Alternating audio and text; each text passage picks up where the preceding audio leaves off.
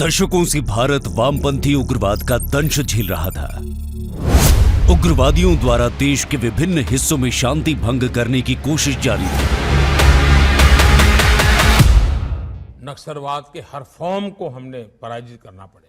बंदूक वाला भी है और कलम वाला भी नक्सलवाद, हमें इन सब का काट निकालना पड़ेगा। माननीय प्रधानमंत्री श्री नरेंद्र मोदी के नेतृत्व में गृह मंत्रालय ने वामपंथी उग्रवाद के समूल नाश के लिए कार्य प्रारंभ किया और पूर्व की डिफेंसिव नीति को दरकिनार कर इन उग्रवादियों की गतिविधियों पर लगाम लगाने के लिए एक व्यापक आक्रामक रणनीति अपनाई।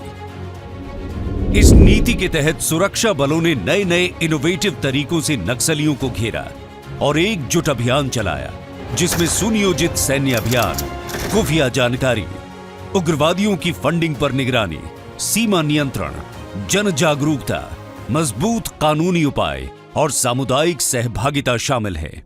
हम कगार पर है, वो दिन दूर नहीं कि देश वामपंथी उग्रवाद से पूर्णतया मुक्त हो जाएगा।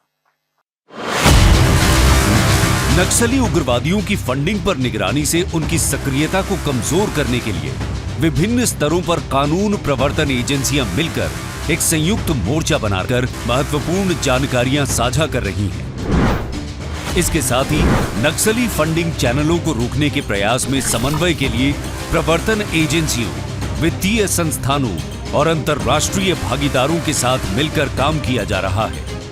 उग्रवादी पैटर्न, विसंगतियों और वित्त पोषण के संभावित स्रोतों की पहचान के लिए एकत्र किए गए डेटा का सावधानी पूर्वक विश्लेषण किया जा रहा है। इस प्रक्रिया का उद्देश्य उग्रवादी वित्तीय नेटवर्क को बाधित करना और वित्त पोषक पर कानूनी कार्रवाई करना है।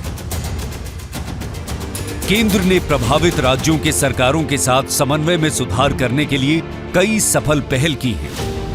इसमें केंद्रीय सशस्त्र पुलिस बटालियन, हेलीकॉप्टर प्रशिक्षण, राज्य पुलिस बलों के आधुनिकीकरण के लिए विभिन्न साधनों की मदद शामिल है, जिससे जनता को सुरक्षित रखने में मदद मिलेगी।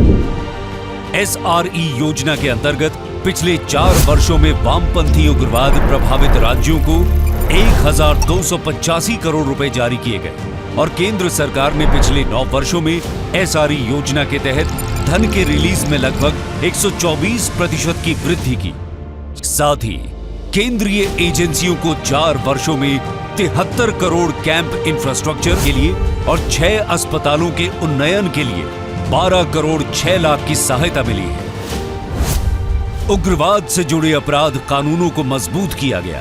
त्वरित न्याय सुनिश्चित करने के लिए अदालतों में नक्सल संबंधी मामलों को तेजी से निपटाने पर जोर दिया गया। प्रधानमंत्री श्री नरेंद्र मोदी के मार्गदर्शन में गृह मंत्री अमित शाह की बनाई आक्रामक रणनीति ने नक्सल उग्रवाद के खिलाफ माहौल ही बदल दिया।